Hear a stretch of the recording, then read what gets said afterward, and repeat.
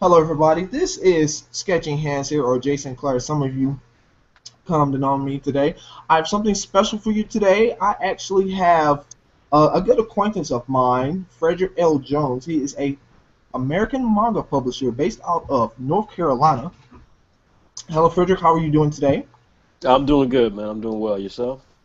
I'm doing pretty good. Uh, Finally able to contact you. I apologize. Yeah, it's been this is a crazy period right now. Yeah, the weather. Yeah, I'm in South Carolina. Some of my fans don't know that, so it's actually the weather for our two states have been kind of wonky lately. It has.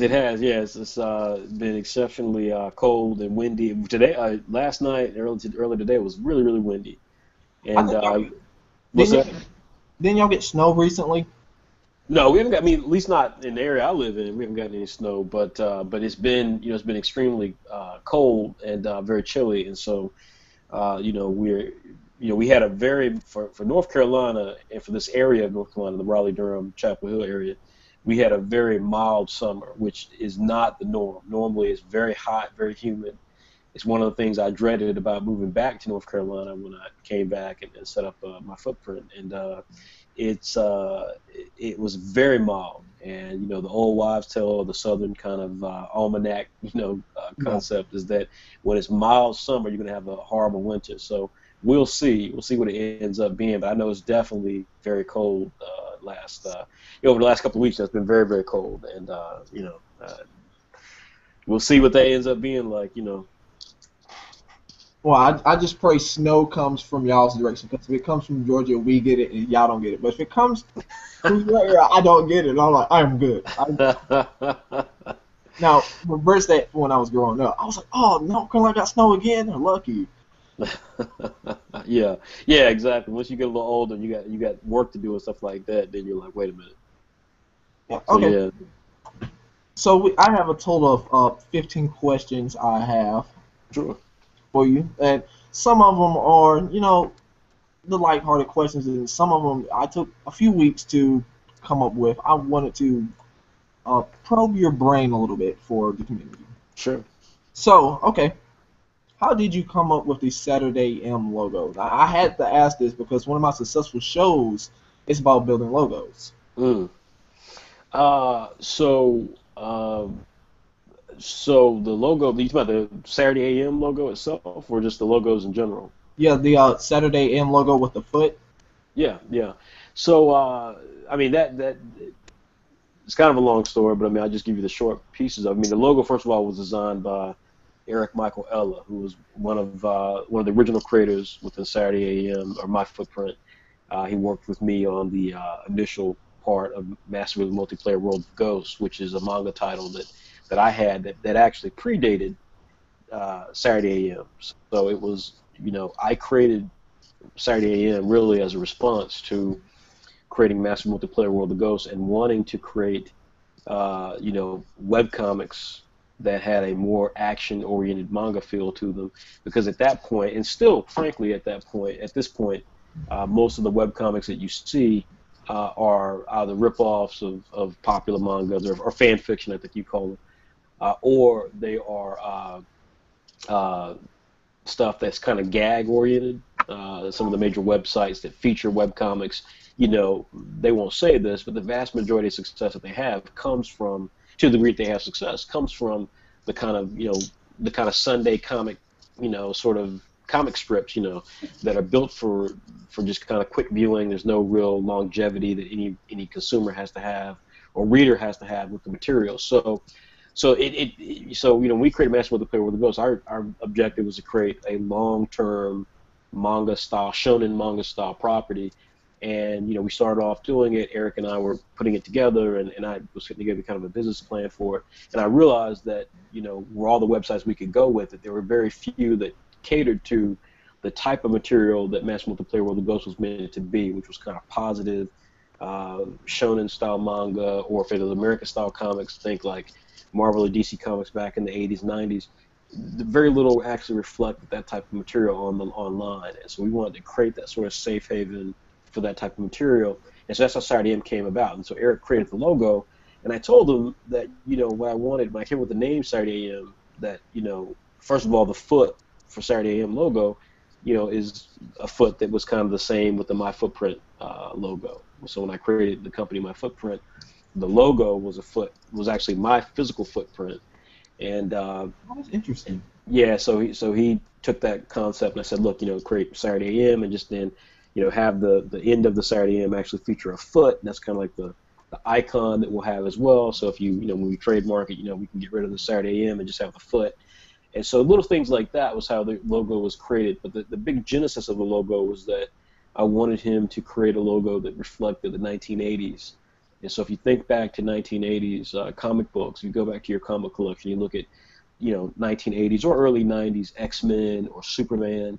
They all kind of were big and bold, and they had kind of that two-tier element to them, that semi 3D, the isometric view.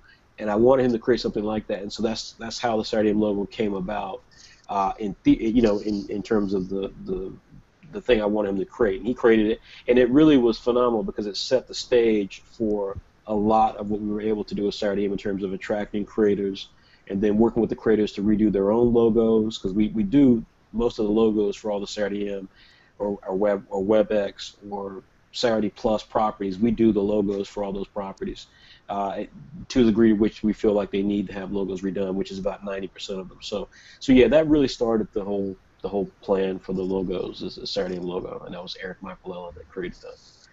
Well, I can tell you this. I might end up doing tutorials on YouTube logos. Just, I won't put an ad on it. Just don't say anything, because That's cool. Playboy hasn't said anything. The NBA and the NFL haven't said anything. They actually shared my logo, so it, it's just my little niche. Yeah, hey, that's cool. I mean, I think that's a good idea.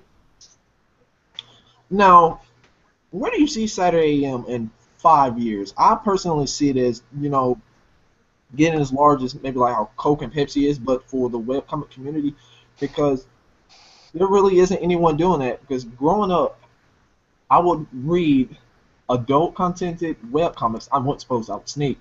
And would go to like onlinecomics.com, which is gone, Mm, Kingspot, which is a shadow for myself. And pretty much when manga got big, all the webcomic sites, they started to die off.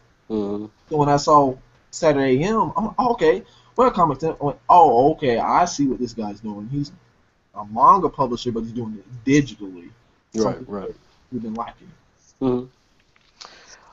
So I mean, in terms of where we intend to go, I mean, really the sky's the limit. I mean, we do, my background's in corporate America, so I mean, I put this whole thing together with a business plan. So I mean, short of saying, okay, here's everything that we're going to do, because that's, we try to be very. I've really tried to get all the guys who work with me and work for me to be focused on just doing the work and following the strategy, and not really getting too hyped about some of the long-term plans, because I think twofold. One is that I come from a different school of thought when it comes to corporate politics, which is, I'm not trying to give an advantage to anybody else, so, the stuff that we do, and that's why I think we've created the excitement that we have, because, we don't advertise what we do ahead of time. And so when we do it, people are kind of like, "Wow, like, I can't believe they did this," or that's a different idea. I wouldn't have thought of that, like Saturday Plus or the Saturday Tanks that we already do, where we collect the individual series into independent volumes.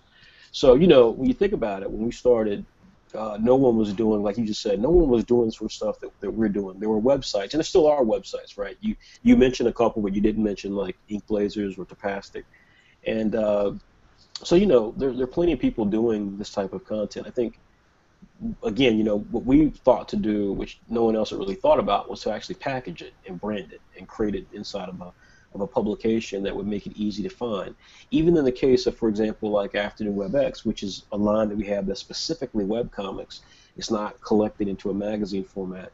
Even with that, we've organized and arranged that and designed it in such a way that you can actually find that content every week. Every week at 1 o'clock on a particular day, that series is going to update.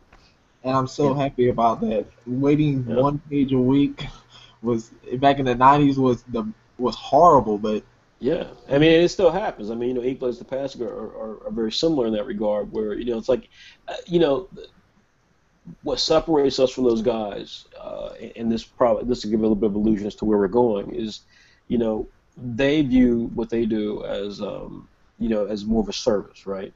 They've got a I agree. website and infrastructure, and hey, whoever you are, come to us. We'll package your stuff, and I mean, we won't package your stuff. Sorry, we'll put it up for you, and then we'll take the traffic that we get, which is legitimately a lot of traffic, and we'll make sure your work will be seen because we have a lot of people coming.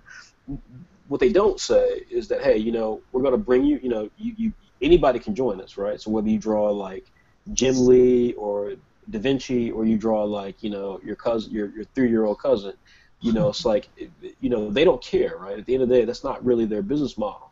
They've put together a lot of time and money into developing some websites that can facilitate people just putting stuff up. They're like a Facebook almost, although they're not Facebook. And that's, to me, that's kind of always kind of the amazing thing, is that, like, Facebook has a very similar model to Ink Blazers, to Pascal, and other websites. The difference is that Facebook is Facebook, right? I mean, people, it's a brand. People know to go there. They know to, they engage with one another. There's other things happening with that.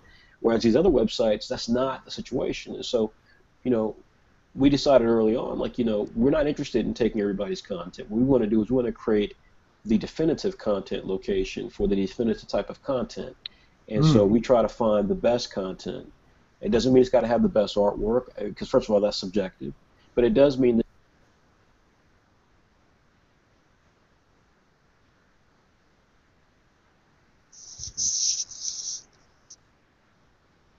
Hello? I don't know if this is on. Hello? Yeah. So I think you muted me there. Oh, sorry. But I was trying to meet someone else and accidentally clicked the wrong person. Sorry it's all about good. It's all good. Well, yeah. So what I was saying was just that, yeah, I think, when you look at the stuff that we're doing, I mean, our objective really is just trying to create a scenario where we can take like some of the strongest content that has real opportunities in the realms of anime and video games and action figures and other branded merchandise, and to collectively present them in a way that makes them available and attractive, and for the best possible audience, but aggregation. So, our objectives is to grow Saturday M, to grow the magazine, to grow Saturday Plus as a publication. We've got future publications that we've got planned to come out. And then we're going to be branching into other areas. I mean, we already do T-shirts. We're going to be branching into more stuff like that. And so, we got some big things happening in 2015. But and then we're doing books. We got Apple Black Volume 1 coming on December 15th. So I mean, we're moving down the right path. 5 years from now, I'd love to say, hey, we'll have a major video game, we'll have a major action figure line, we'll have a major anime. I'd love to say all that, but again, it's like, it's, it's like, it's just I'm looking working to forward get to to those that volume places. one. I really am. Yeah. Now, if I make T-shirts, I will buy T-shirts all day long. That is my thing right there, is T-shirts. I just want to Well, say I what up to mean, y'all. That's all. I mean, yeah. What's up? yeah, that's all. Sketching kept muting me. I didn't understand what was going on. Oh, I didn't know that was you, Captain. Okay, Yeah. yeah, I'll leave you unmuted. Okay, So yeah, so that's the basic plan. now what is your biggest fear for Saturday AM? Because most people they'll always ask, "Oh, what you aspire to become?" But what is your actual fear? I mean, I think, I mean, again, it's, this is not a fan club. Yeah, I think it's probably, that's the one thing that, again, I try to tell all the creators, and I was very adamant with them starting in. I mean, the average age of our creators who were in Saturday AM, or the My Footprint, let me say My Footprint, 'cause that's everything, uh, is 23, 24. And so many of these guys have not had a corporate career. Many of these guys have never had an actual job. And that goes for some of the core creators that we have as well. So, I have tried to really impress upon them that, this is not a fan club. I remember the first thing I told White Manga, for example, was that, White Manga is exceptionally popular, very, very popular. He was popular before he became a part of us, and he's a core member now. He's actually one of the founders of our Yeah, I've been organization. subscribed to him for a few years, and I was surprised when, He's like, oh, it's no longer going to be free. I was like, what? Yeah, yeah, and so that's an interesting point. And so that's the thing I was getting to is that I remember when when he and I had the initial conversation, I told him, I said, you're very popular. So let's be clear about something. You don't actually have fans. And he was like, wait, what? And I'm like, you don't have fans. You don't have any real fans. And I said this to all the creators. I say this to all the new creators. I'm like, you don't have fans. A fan is somebody who parts with cash to empower what you do. When you think about, for example, I like Beyonce, but I'm not a fan because I've never paid for Beyonce's music. I've heard it on the radio, I listen to it on Spotify, so I guess I pay for it that way. But I wouldn't pay the money to go see her in concert. I only paid for her first single. And after that, I just like, eh. Yeah, I mean, you get my point though. You know what I'm saying? I mean, it's like I don't pay. A real fan will go see Beyonce in concert. A real fan will buy, stuff from Beyonce, pretty consistently. And I'm not. I'm an associate. I'm a admirer, but I'm not a fan. And that's the real difference. And so I think in the age of the internet, we've confused the two, especially the younger demographics have confused the idea of fandom.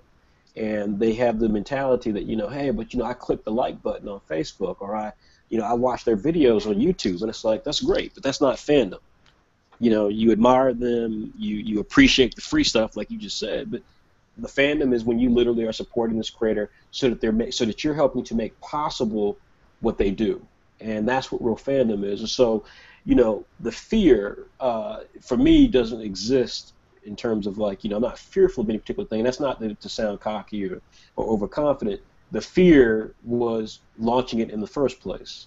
The fear was getting people to do like you said, where you were like, wait a minute, I got to pay for Apple Black now? The fear was to get the creators that we've gotten and continue to grow with new creators. All of those were the fear. But we've been at this now for over a year, and we've grown. We've proved that people were willing to pay for the content. We've proven that we can generate excitement. We've proven that people are in it for the long haul in terms of creators and fans. So, we know that what we're doing is on the right level. Are we at the place we want to be? No. But we've proven all the major questions that would be asked for this type of venture. And once you've answered those questions, then the fear now, to the degree that there is a fear, is simply consistency. Can we maintain it? Can we grow it? But otherwise than that, though, there's really no individual fear. In other words, I'll say this. I don't fear anyone else doing what we do, and I know that's going to happen. I'm confident there'll be people trying to do what we do. But at this point, we're so in sync with what it is we're trying to do. And again, as you asked me earlier, we don't talk a lot about what we're trying to do in the first place, that really people then would just be chasing the idea of what they assume we're trying to do. But, we're really focused on what we're trying to do and how we're trying to grow. So, we don't really have any fears at this point. It's just about consistency. Speaking of your team, since they're scattered across the globe, how are you able to, or if you're able to, do full meetings like where you have like everyone together? Yeah, I mean, like you and I kind of experienced tonight. I mean, first of all, it's like, you find the technology, you get used to the technology, and you empower the technology. I mean, the short answer is, could I have done, or the question is, could Saturday AM have existed? Could my footprint have existed 15 years ago? And the answer is no. The answer is no. They couldn't have existed 15 years ago. The world that you and your generation and many people inhabit today is the fact that we now are in an age where the internet is so prevalent in so many countries with so many ranges of individuals who are impacted by it, that there really is there's really no excuse to not be able to interface with people of various locations around the world. So we are really in a position, thanks to, we use so many different SaaS services, software as a service. We use so many SaaS products to engage with our community, both our creators and our fan community, that it's a little overwhelming because there's a lot of technology and you have to get really adept at it. At the same time, though, it's very, very possible. So, what I will say is that we because I do have so many people reporting into me, that what we do is we actually split it up now into silos. And so we have like a group chat with the AM guys, a group chat with the Plus guys, a group chat with the Afternoon WebEx guys, and so on. So, how were you able to? Okay, you already answered about White Manga. Now, how were you able to get your team together? I think again, I think it's about direction and strategy. My background, was I was in corporate America for over a decade. I was an executive of some of the biggest video game companies in the world, and I was involved in some major things with it. So it wasn't like I was at the low levels, and I was engaged at some pretty high levels. At one point, I was one of the highest ranking African Americans, and so you know, it, when I talk to people about the plans for Saturday AM early on, everyone got it. I mean, all the creators, we literally had a 100% rate in terms of, making a list of the creators that we wanted and going after them. And so if you look at all the creators we started with, they're still there. Raymond Brown, White Manga, Wally Wynn. There were a few people that we were going to go after and that we have decided not to, or that we did engage initially and then decide, for whatever reason, we don't think this is going to be a good fit, so we said goodbye to them. Yeah, they might be kicking their own butts in a few years. What's that? They might be kicking their own butts in a few years, thinking, "Gosh, why did I not jump on board with this ship?" Well, look, first of all, it's not. I say this a lot, and if you look at any of the videos that we have on our YouTube channel, I talk about this a lot. I talk about a lot of our stuff a lot. I don't talk about our strategy, but I talk a lot about the mentality of what of what Saturday AM is all about, what my footprint is all about. And first of all, I don't begrudge anybody who's worked with us. We've had a couple people who left us of their own accord. I don't begrudge anyone who we've either said no or who have said, what, I can't deal with this. And really because of two things. One, because any enterprise that is engaged with creativity is one that has a very strong sense of emotion and creative passion, and those are things that are not based really in logic. They're based off of just feel. And it's something I remember from my corporate days when I actually was the one time I had to fire somebody. I'll never forget when my boss was telling me, she was like, she goes, because the person had said something about another employee and it was getting kind of sticky, and so long story short, they basically were like, whenever someone says this is how they feel, you can't argue how someone feels. Even if what they're saying is completely full of, BS, you can't argue how someone feels, right? How they feel is how they feel. And so, my whole feel about that in terms of running my company today is that it's not my job to try to figure out how someone feels as a relationship towards the work that we're doing, because this is a creative endeavor. Part of what you do is predicated off the notion that you feel a certain way about the work. If you don't feel a certain way about the work in terms of positivity, whether it's because you feel pressure or you feel like some of the other creators are unduly popular, or you feel like that we're not at the level, we're not Marvel Comics yet, or whatever. If you don't feel that way, it's like then I can't make you feel a certain way. You could try to manipulate somebody's emotions, but that's just stupid. Yeah, that's not really gonna work. Exactly. So ultimately, yeah. So I'm not here to say those people made bad decisions or whatever. Just like I certainly don't think we made bad decisions by saying goodbye to some people. Some people who left us, we were going to tell them they needed to leave anyway. So I would just say that that ultimately for us, creating this sort of relationship amongst our creators is tantamount to, when I talked to them, and the way that we got them was that I was, I'm very upfront about the sort of business we're trying to structure. That means some of the restrictions that they have. We don't allow our creators to do things that are sexually explicit. We don't allow them to do things that are over the top violent. And again, this is webcomics, right? This is supposedly the free world of web. You can do whatever you want to do. Not with us, you can't. And so right off the bat, by establishing some of those rules, we challenge creators to say you either think of yourself at a level of being, an established creator with a major property, or you think of yourself as being a webcomic creator who carries some of the stigmas of webcomics. You have stories that just kind of meander, or you have characters or events that really only exist because they're scratching a fanboy itch. They don't have any real purpose in terms of telling a story. And if all those things motivate you, separate of just simply trying to create really strong entertainment that people can really relate to, if that doesn't fit you, then, we're not the place for you. And so, we were really able through that conversation with creators who were established, like Raymond and Wally and White and Andrea, we were able to really convince them that we were the right place to be, and they acquiesced and have flourished under those systems. The new creators that we've got have also flourished under those systems. But again, we've had some creators who they could not fit within that paradigm, or in other aspects, the fact that we mandate you have stuff in every couple of weeks. I mean, again, that's what separates us from other websites. You don't have to hunt for when Apple Black's going to appear again. Apple Black appears when it's supposed to every time. That is a lot of really good advice. Now, when I first found out about the rules, I'm like, well, my project is too sexually explicit, so I guess I'm gonna have to go through all my old stuff. So I decided I'm gonna end up making like a make manga because that's what you had said. I'm like, I want the challenge. Mm-hmm. Mm-hmm. So you come off as, this leads me to my next question. You come off as a kind boss, but it would seem you have a hard line against laziness. Would you agree with that statement? A hard line against what now? Laziness. Like you don't tolerate people not doing what they need to do.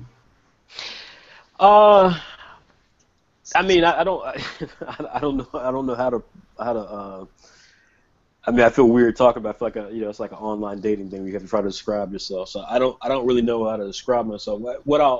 What I'll say is that it's really, and it's not a question about being a fair boss or being a good boss or being someone who hates laziness. In my estimation, what it's about is, and this is how I've always handled my time in corporate America when I negotiated with vendors, whether it was Nintendo or some small manufacturer out of Asia or Upper Deck who makes the Yu-Gi-Oh trading cards. Whoever I dealt with, it was always the same conceit, which was that the chief objective I'm interested in is coming up with a strategy and a business plan that was going to work for everybody. And that meant sometimes that you were going to give up some stuff for the long term, and that meant sometimes that I was going to do without some stuff for the long term. So you put this in the context of the sort of businesses I was engaged in. So, for example, if I went to a group like Hasbro because I want to license Transformers and turn that into a video game product or whatever, I may say to them, you know what, look, based on this type of product that we're going to create and based on the Transformers brand value, we're going to give you $100,000 up front. And then we'll give you $100,000 up front. I'm going to for the license rights for so many years. I'm going to create this product line. You guys are going to review it, and you're going to sign off on it, provided that we meet the right artistic aspects of it. But then I'm only going to give you 6% royalty rates on every unit sold because this particular item has this type of market share, this type of audience appeal, and Transformers may or may not appeal to that group. And so based on whether or not they appeal to that group, I'm only going to give you X. They may say, well, I really want 10%. I really want 12%. And I'm going to say, yeah, well, I'm sure you do. But if that's, if I give you that, I'm going to lower the initial rate to get that license because, again, I'm going after a category that you guys are not even involved in. And so because of that, I'm going to need, I'm going to help you establish this opportunity, but I'm going to need you to minimize my risk up front. So it was, it's like, you can look at it as, okay, we're playing hardball tactics, getting them to go far less than what they want in terms of their royalty percent. But you can see, and again, whether you understand everything I was doing just there, but you can see that I'm willing to concede on other areas to create the best possible opportunity for everybody to be successful. I feel the same way about the way I've structured my footprint and the way that we handle all of our creator relationships. What we try to do is come up with a strategy that's going to give the creator, the amateur creator, by the way, let me be very clear with this, the amateur creator, it's going to give them the proper foundation to be successful for the long term. What does that mean? Well, that means in some cases, we may do something more heavily oriented on the front end. In other cases, we may do something that's more weighted to the back end. In all cases, the only way that you're going to experience any of those pieces is that you demonstrate the ability to be successful across the metrics that matter, which is consistency, so you get things done on time, as you indicated, that you're trying to tell a story that actually has, real merit, because there's nothing I find more ridiculous from a first-time creator than when they try to say, well, this is a story, this is what I'm going to tell, this is what's in my heart. And it's like, particularly if they're young, because it's like, 18, 19 years old or younger or whatever, you've never created a work before, you've never created a work that you've sold before, and you're given the opportunity where we're going to invest time and money into you, and you're now telling me how you're trying to tell a story that's personal. And I don't have any evidence that you're capable of telling a story that's personal. Being a good artist is not commensurate with being a good storyteller. Yeah, you're absolutely right about that. I've seen. So, yeah. Go ahead, sir. I've seen great artists, but their stories were terrible. But then I would see the most average, I would say, artists, and then their stories would be phenomenal. And I can still recall their stories from 10 years ago. Yeah, I mean, and so like when so to answer your question originally, it's like, look, at the end of the day, the objective that I'm trying to reach, which it should be the objective of all creators, but again, it might not be. But the objective I'm trying to reach, and I'm upfront about this all the time, is that part of the struggle for whether it's you or the gentleman here, the other gentleman that's on this call, or any webcomic creator out there, the objective that they should all have is, how do I do what I think I would love and make a living at it? That should be objective for everybody. I think everybody agrees with that. Yeah. To get to that place, though, then the question that I always, what countenances my strategy is always the notion of, well, why aren't you? The answer to that, number one, is that because you're not a creator. You've not officially created anything that you've ever actually sold to an audience. As we talked about before with fans, let's remember what a fan is. If you create a piece of work and you give it away for free, you may have a lot of people who like what you're doing, but they only like what you're doing because it's free. The minute that they have to make a choice between a Happy Meal or your work, that's when you've got a fan. And even if it's only one person, if you've only ever touched one person as an actual fan, well, you know what? You've made a fan. I mean, whether or not you'll make a living off that's another story, but you made a fan.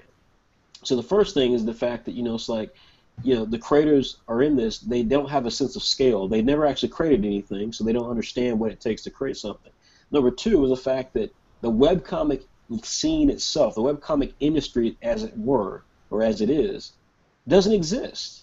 It's just a bunch of Wild West cowboys throwing stuff up on the internet, and if you're a consumer, it's very easy to get confused or overwhelmed because everybody's got stuff up there. Webcomics have a low threshold in terms of respect, because few webcomic creators actually finish their stories. Most webcomic series that they tell just become kind of fan fiction. It's like the artist really wants to show, boobies or somebody getting punched in the crotch or whatever. They've always wanted to show that, and then they get to do it. And it's like, okay, but what's the story? Well, I remember the story tomorrow or 3 weeks from now. And so, the only way we're going to change all of that is to raise the profile of webcomics by creating a respectable sort of relationship with the consumer, by creating content that really has a basis for success. And then of course have it come out on time so that people feel like they're attached to it. And then lastly is to make the content something that is valued. And the content's not valued if it's for free. It just isn't. It's just not valued if it's for free. That doesn't mean there's not an argument for free content, and we make that argument with Saturday Plus and with the Afternoon WebX. But if you're not set up in a way that tells the consumer that you are doing this for them and that it has a value to be appreciated, if you're not doing that, then you'll never make a living at it. And so all of that is countless in how I treat the creators, countless in how we run our business, and frankly how we treat our fans as well. And so that's all the whole picture about webcomics and how we try to structure ourselves. And so far it's worked out. I mean, we're not doing Marvel comic numbers at all, but the fact that we have any number of people who are saying, what, I love this content, I'm going to pay for it, that is a testament to what we're trying to do.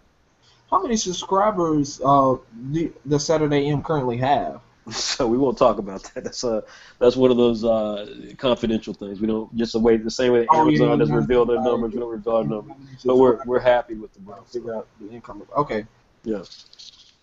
Now, your job is, I would say, very difficult, very time-consuming. How do you cope with the stress that comes along with it?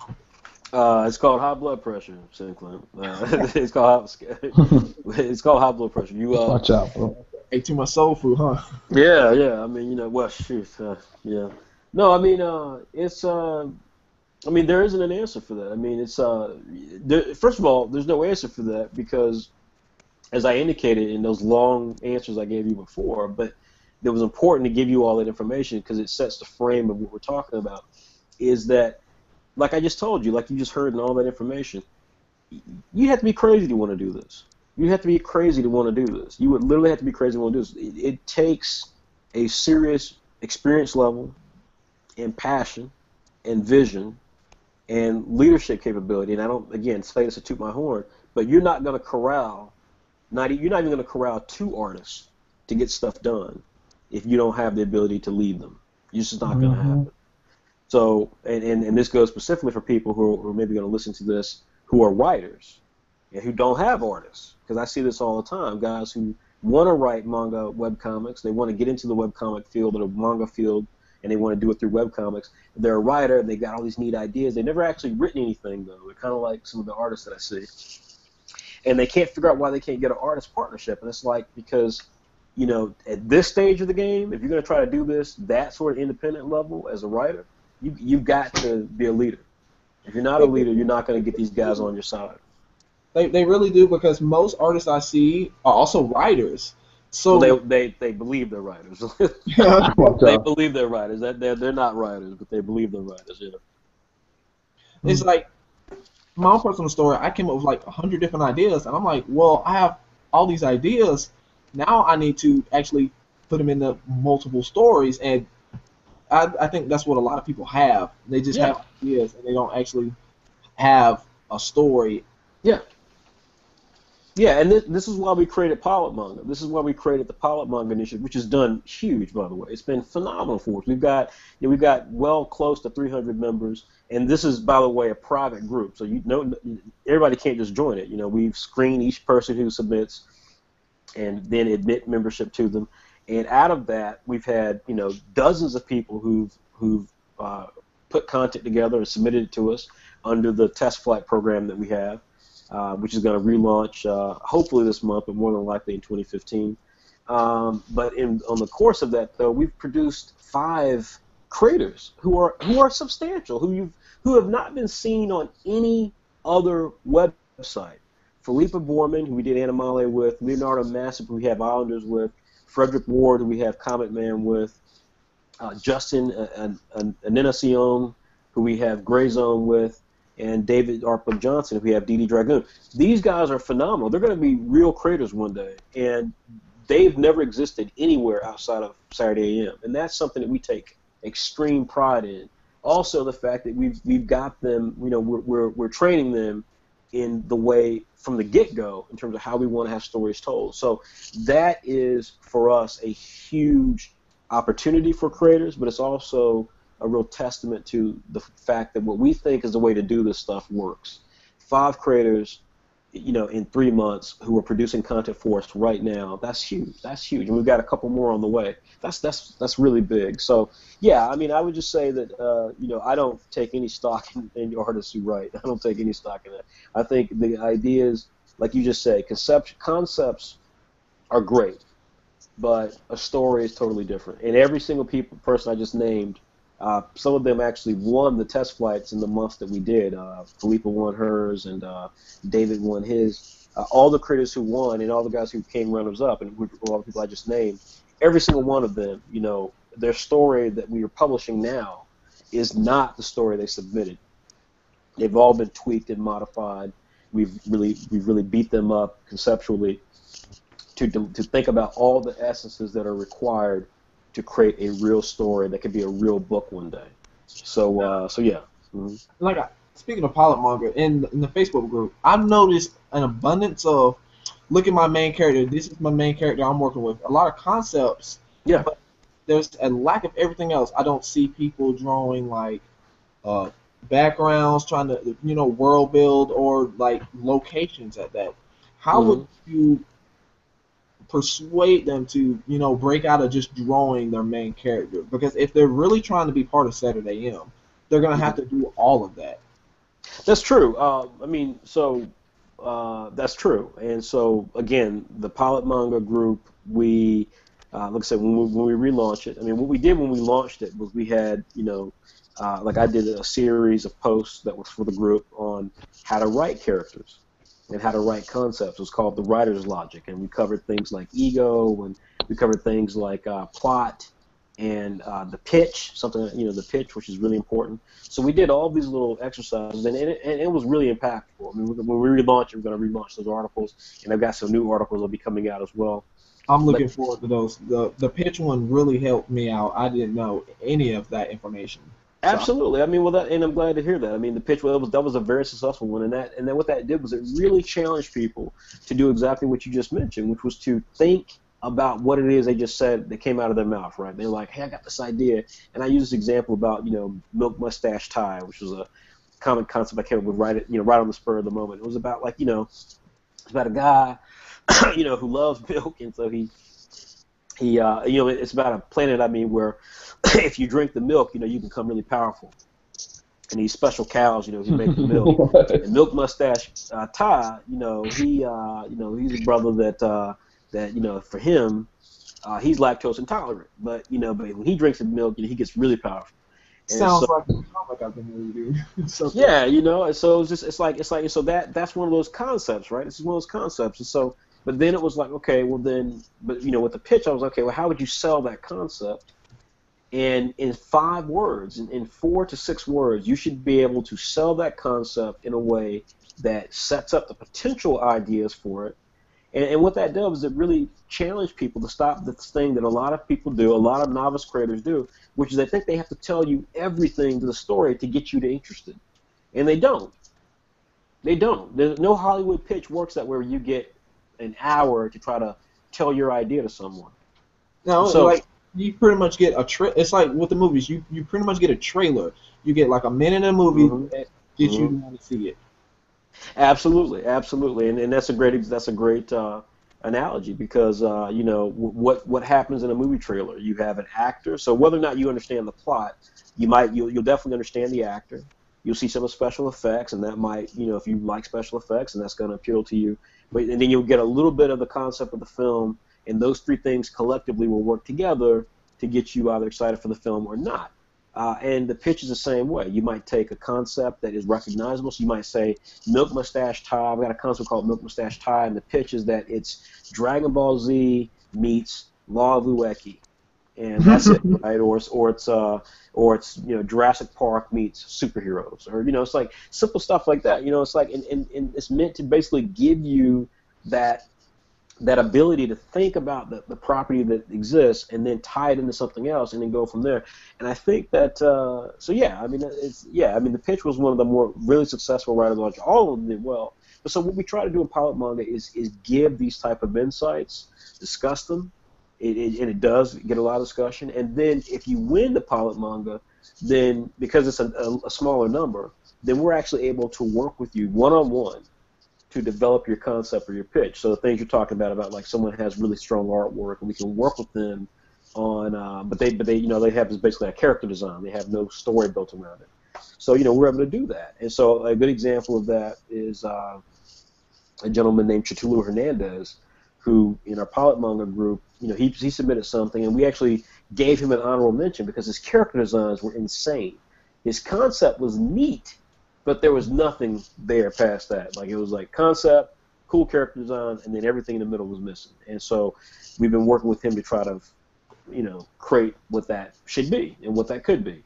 And so yeah, that's a really good example. But I'll say again, and just to be very upfront, if you're a writer and you're trying to break into the manga webcomic game, you better be a leader. You better be somebody who can do other things other than just writing a concept. And you better be a writer. And that means concepts are not enough. You actually got to be a writer. If you're an artist, just because you can draw, and all that stuff does not make you a writer. And so, if you've got a concept that's kind of neat, you're gonna really have to deliver on it. And once you start getting into that mindset of doing what we're doing, which is producing content at the same clip that we ask, that's where you really learn which artists are really not writers. Because as simple as it may seem, okay, I got to come up with another 7 pages, I got to come up with another 10 pages or whatever. As simple as that may seem, if you really don't naturally understand how to write, it's just not. Again, you will not be able to handle it. You won't be able to handle it. Speaking of your creators, 'cause I look at all sorts of manga to practice the draw. I'm Yeah, I'm gonna toot y'all's horn a bit. Some of your creators actually draw on a higher level than some of the professionals I've seen. sure. I mean, I wouldn't disagree with that. I mean, white manga is phenomenal. Yeah. So was Andrea. Andrea, white manga. Mikhail Dingle, Wally Wynn. I mean, yeah, Yeah, absolutely. those four do because I'm sitting there just going through the sites and I'm sitting there thinking, how much are y'all getting paid for this? It's like some of them don't even try. Like I was reading one today, there was like no feet and no hands for like 10 pages. I'm sitting thinking, I go look at Alpha Black. There's feet every other page, or Hmm. the great hands every other page. Hmm. So I'm like, how? I'm like, are you not trying? Or I'm like, that makes me think, how is it that you got discovered? Yeah, yeah. I mean, look, I started my footprint specifically because for two reasons. One, because what you just indicated, there's talent out there, and I was seeing talent out there around the world during my travels in the gaming industry. I mean, I would spend time in Europe or Asia, and I would see creators who were mind blowing who weren't working professionally, and so that kind of got to me. The second thing that got to me as an African American was that I didn't see many people of color or females who could do the things we're talking about, drawing amazingly, getting featured or getting given the same sort of opportunities that other creators were getting. I mean, Japan is extremely phobic when it comes towards non-Japanese creators. I mean, let's be clear. I mean, not just non-Japanese creators, but like non-Japanese creators. So like not black people or white people, but they're phobic towards the Koreans, right? Like it's a problem for the Japanese industry, in my opinion. It's one of the things that we're targeting is replacing Shonen Jump and mangas like that in terms of popularity because I in this day and age I find it very odd, if not reprehensible, that you can have the sort of content that you can be created and that you literally are worried about just a small country. I mean, as Americans, we don't worry about just America. We think big. And it's mind blowing to me that the Japanese are still worried about some 12-year-old Japanese kid in Osaka or in Toyama. But so they don't create characters who look like a 12-year-old black kid in Nebraska or in North Carolina or in LA. I find that very odd, like I said, if not reprehensible. So, we create our stuff specifically, to combat that. But then conversely, as you said, uh, like I said, there's just creators out there who just aren't getting a shot. There's Chris Rock has a great article, I think, in the Hollywood Reporter, where he talks about being being in Hollywood and being a star, and how he gives breaks specifically to young black comedians, male or female, because he knows that the young white comedian is going to get a shot. They're going to get a shot by somebody. And he recounts a story about how there's one young black female comic that he kept begging agents to look at, and they kept saying, "Chris, we just don't get it. We don't understand what she's talking about, blah blah." And finally, he got Lauren Michaels to take a look at her. Now she's on Saturday Night Live. But he was like, if he didn't try to get this young lady even a shout out, nothing was going to happen with her because the game is rigged. It's sad to say, but the game is still rigged for people who are not of color, and so, or it's exceptionally more difficult. And so, everything you just indicated, I mean, yes, not only do we have creators who are amazingly talented, but the fact that these are creators of color or of different nationalities or of different genders, that's what we are exceptionally proud of. Marielle Villarreal, who creates our WebX title, Wanted, Dead or Dead, she is rapidly improving as an artist. And she's a female Mexican manga artist. I mean, I don't even know if that exists outside of. No, that is the first time I've ever heard that. And Mhm. you're absolutely correct about Japan because then you actually answered one of my questions. Like you just fell straight into it. Because the question was, uh, White Manga made a YouTube video called "Why I Made My Manga Less Japanese," and you now have a lot of people where they'll try to make their comic Japanese. And Frederick, you're old enough to remember this, but I had Mhm. discovered this where artists will make their comics mimic the Japanese industry, and then they will get classified as OEL, original English language, and end up being called fake manga. Yes. Yes. Mhm. because most people don't realize is that if you're reading the sequel to The Prince of Tennis, volumes 1 through 4, the backgrounds were actually drawn by a white American named Jamie Lynn Leno, and when the TV station came in, they were like, "Oh, you're his wife? No, wait, you're a manga artist? We didn't know you could do that." It's like you said, they don't think that other people other than the Japanese can draw like they do. Yeah, and it's like when you, I mean, I mean, like I said, it's never a blatant sort of thing, although it is. I mean, it's like there are interviews where you can find where they talk about they're like, well, to be a manga creator, you have to really understand the Japanese principle, and like I just find that ridiculous. It's like, what the hell does that mean? It's like, that would be like us saying in the African American community that to be a hip hop artist you have to understand the black experience. I mean, we now clearly know you don't. And, Yeah. I mean, we have Eminem, we have Macklemore. So I mean, like I said, I fundamentally, and I'm a little stunned that there are not more creators who talk about this. I mean, I've been very vocal about this, and I spent time in Japan, so, but I got into this. I got into it online a while back with a very prominent Japanese, not Japanese individual. She's American, but she is one of those. It kind of reminds me a bit of the video game industry. Part of the problem with manga and why it's not evolved is that you've got this kind of fanboy journalism clique, and the same thing happens in video games, which is exploded because of this thing called Gamergate. But there's this sort of clique, and it consists of people who are they so love this little niche industry that they discovered that they spent time there learning about it, yada yada, back when no one knew about it. Now they're considered quote unquote experts, but they don't have anything to say about issues of race or identity. They just kind of let it go, and then and if you bring it up, they're kind of like, oh no, you don't understand the Japanese experience. It's like, no, I don't understand the Japanese experience, but I understand Japan, and I also understand business, and I understand that this makes no sense. I understand I've got a 13-year-old nephew or a 15-year-old nephew who buys manga and doesn't see characters who look like him, but his money is directly, or my money when I'm buying him books, is going directly into the pocket of the Kishimotos and the Odas and the Toriyamas, and they're owed something for that. My children are owed something for that, as everybody's children is. The same way that Marvel is making billions of dollars on superhero movies, and they don't hesitate to put Asian characters in there or put black characters in there. You're right, and Marvel's really showing the way how they're like, okay, we're gonna put the Asian person here, white person here, black person here. Have fun. Well, I mean, look, I mean, let's be clear. Let's be clear. I'm not here to say Marvel is trying to do this for any altruistic means. In fact, I would probably argue that they're not.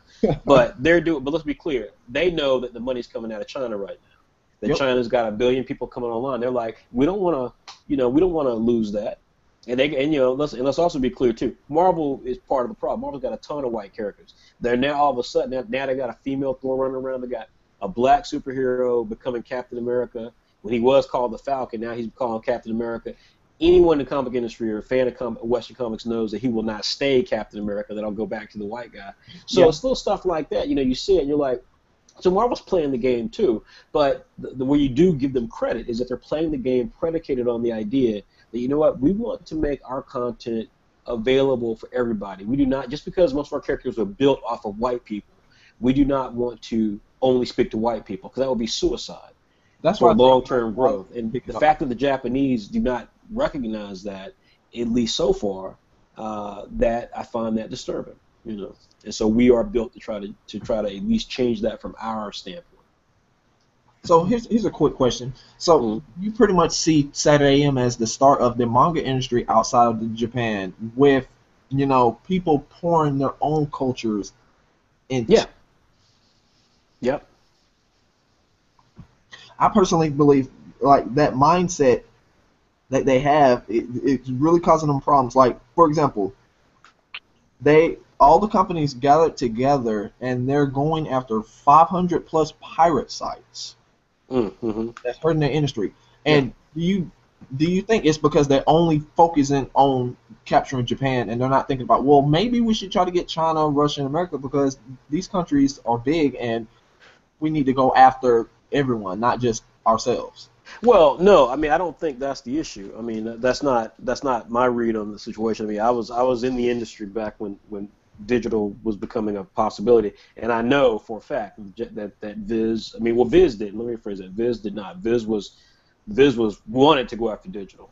When people saw what was happening, the manga creators out of Japan, and whether or not it was Shueisha, the publisher of Shonen Jump in Japan, and the owner of Shonen Jump, whether or not they themselves were the culprits of this, I know that I've heard from people in the know that the creators themselves were the ones who were poo-pooing going digital, and so they're the ones who withheld the capability to jump on the digital bandwagon at the start, or very close to the start. And what world we would live in had they jumped on that sooner. And they didn't. They chose to ignore it. And again, I think that sort of thinking is the same thing that we see going on with the racial identity issue in their works. It's just kind of this sort of like, I'm Japanese, I'm only creating this for my little Japanese market. And like I said, I'm not here to say that I think it's born out of a mean spirit. I don't think it's born out of a resentment or rejection of Western culture or global culture, because as we know, of course, and this is something I've also argued about, they don't have a problem putting white-looking characters in their stuff, so they clearly don't have an issue with this stuff. But I think the challenge I think that they come into is, again, it's just one of, and it may be one of the sort of Japanese demure mindset where they're like, they're very polite, they're very humble, and they just make, like, hey, I don't want to think too big, and I don't know if I work would ever appeal to somebody black, so I'm not going to put somebody black in there. But it's just ridiculous thinking. It's just counterintuitive thinking, and so that, I believe, is what led them to miss the boat on the digital, and so therefore you got the birth of all these Japanese scanlation sites. And again, why did you get the birth of the scanlation sites? You got it because the internet happened. Yeah. People heard about Naruto. They heard about One Piece, and they were like, I want to experience this. And what Shueisha thought they'd be able to do is, okay, well, let's let them wait. Let them build up their interest, and we'll go to find the publisher in that country. We'll license what we do to them, and then they'll produce the official publication, and there'll be all this fan base there. But they took their sweet time doing that. The internet does not wait for someone to do stuff. They do it themselves. And that was what caught them. So like I said, whether it was arrogance or naivete or demure, they had a chance to beat that, and they didn't. And so there you go. But I don't think it has anything to do with not having racial identity in the works. That was not the issue.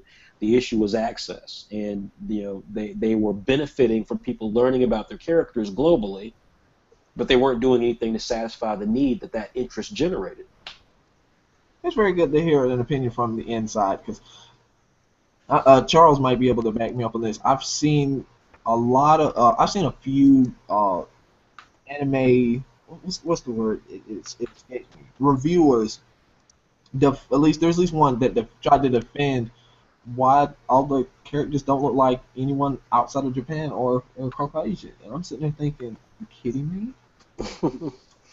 Where should you try to get at Sketching Hands? Because I've been kind of quiet this whole time because I've just been like a fly in the room. But what are you getting at now since you speaking in my domain? Like, it's not you. I need to put up a link in somewhere. I'll send you the link where the guy went on about, they're not trying to look white. They're trying to make their characters look white. That's why they have different hair colors, so their characters can look a little bit different. Because I've noticed a lot of people. No, exactly. My bad. I'll let you finish, bro. Okay, if you look at it now, they have only straight hair. They might have rainbow colors and not the same large eyes and the same head shape.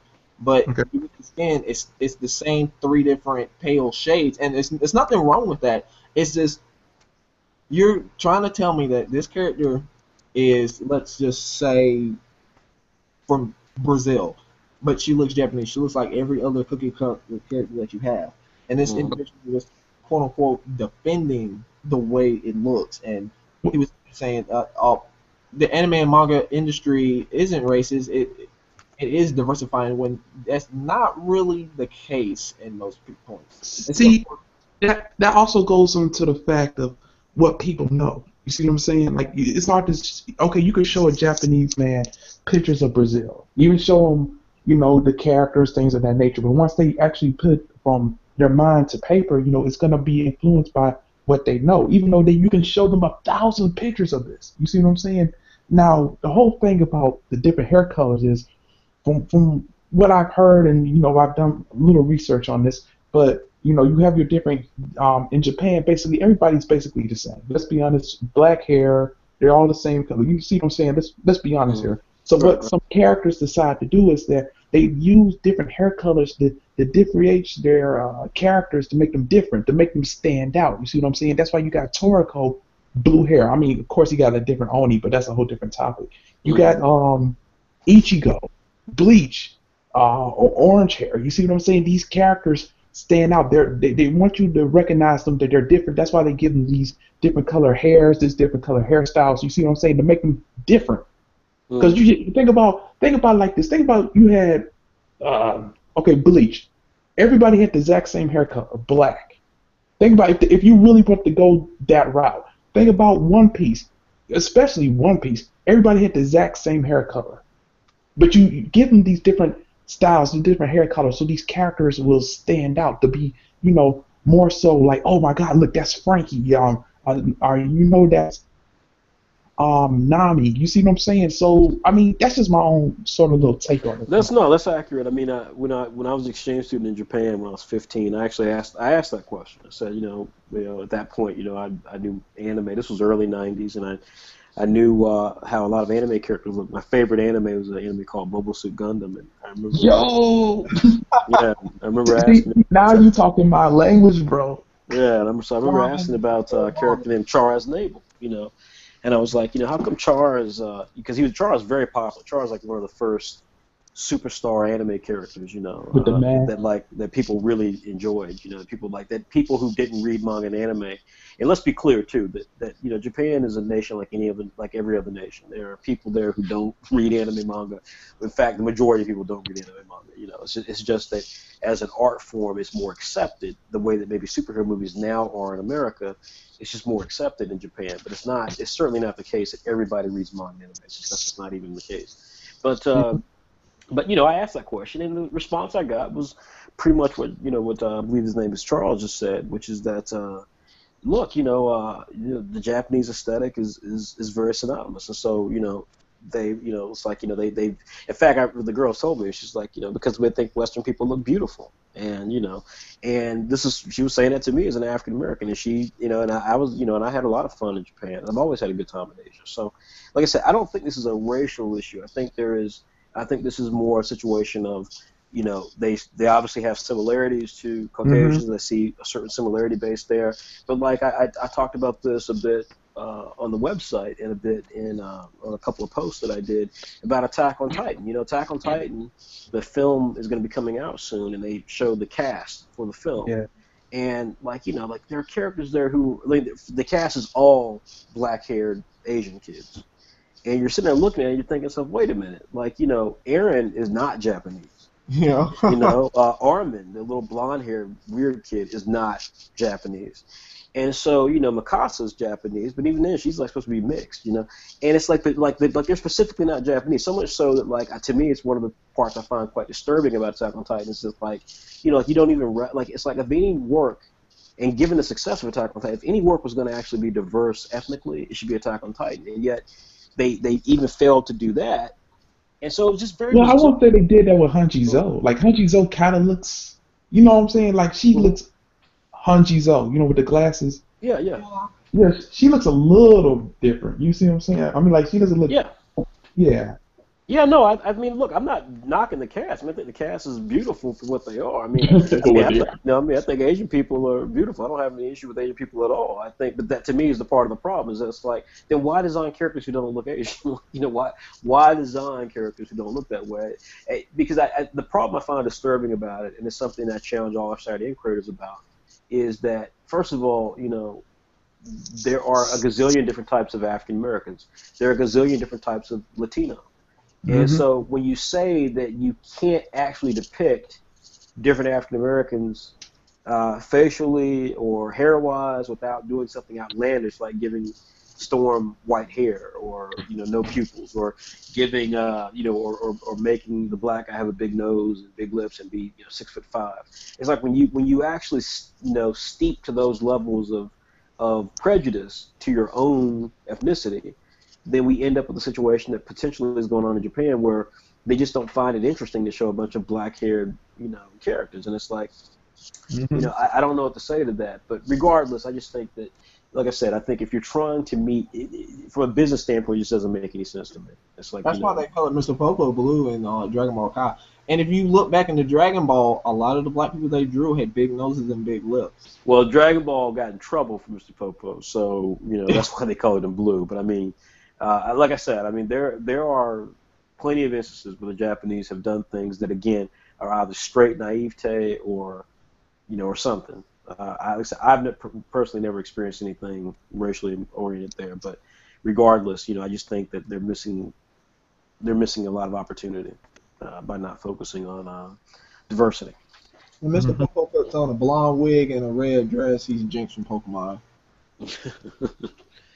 Because I was sitting thinking, I'm like, wait. So I didn't see this episode, but she looks just like Mr. Popo from Dragon Ball Z. Like, are you kidding me?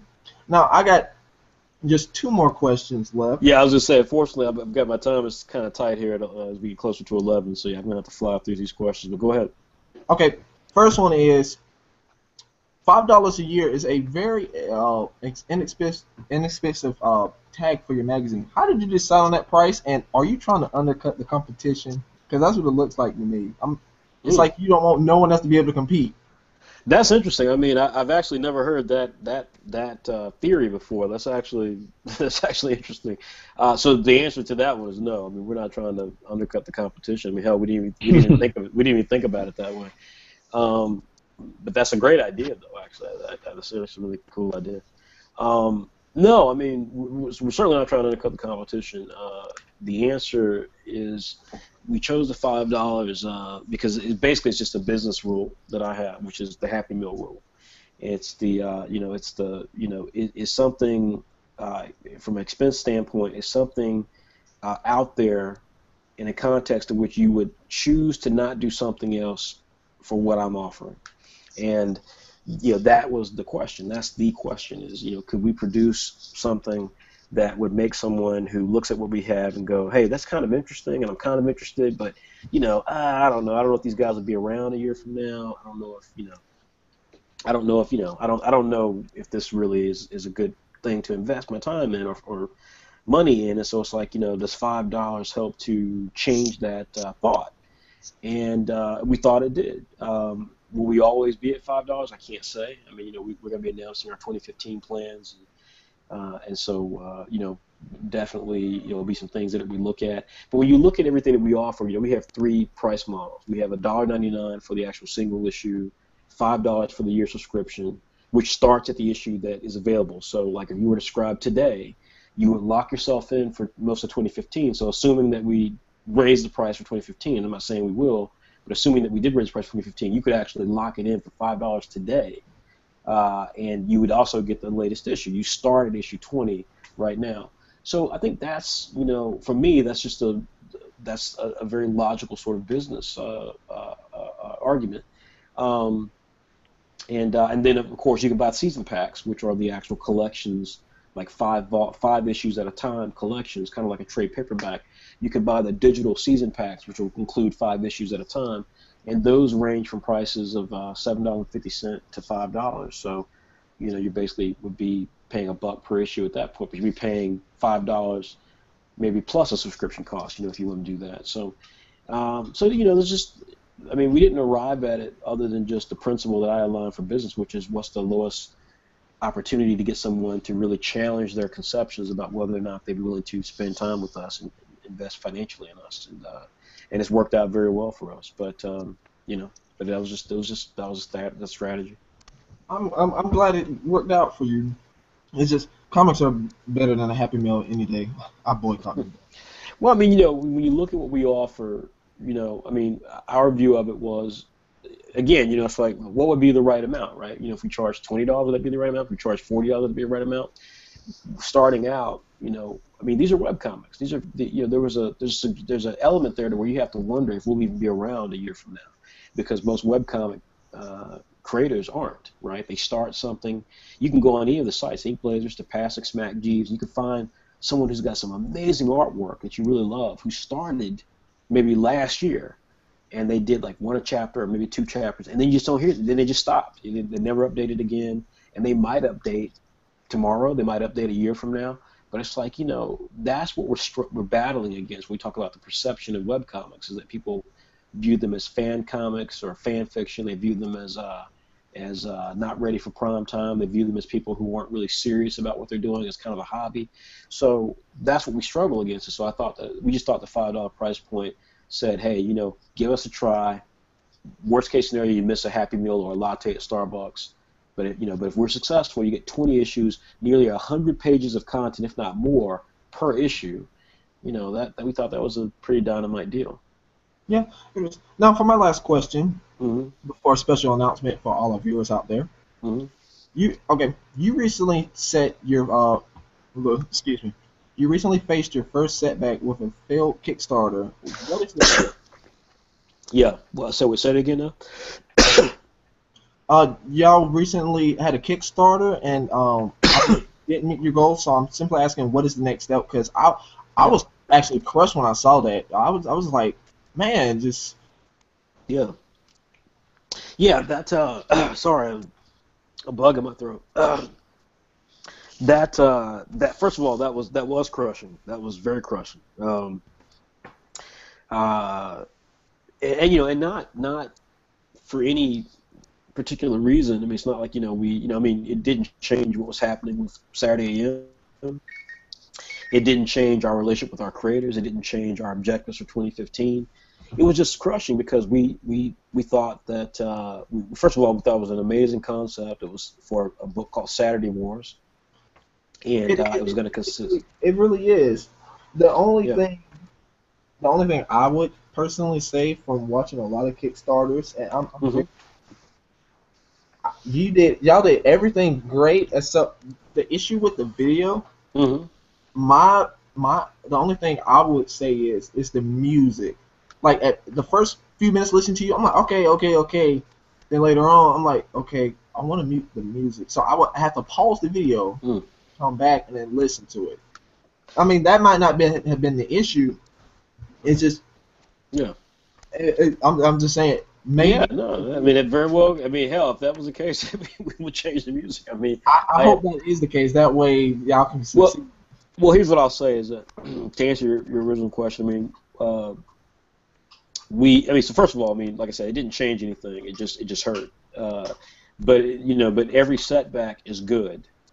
Setbacks are good, particularly if you're focused.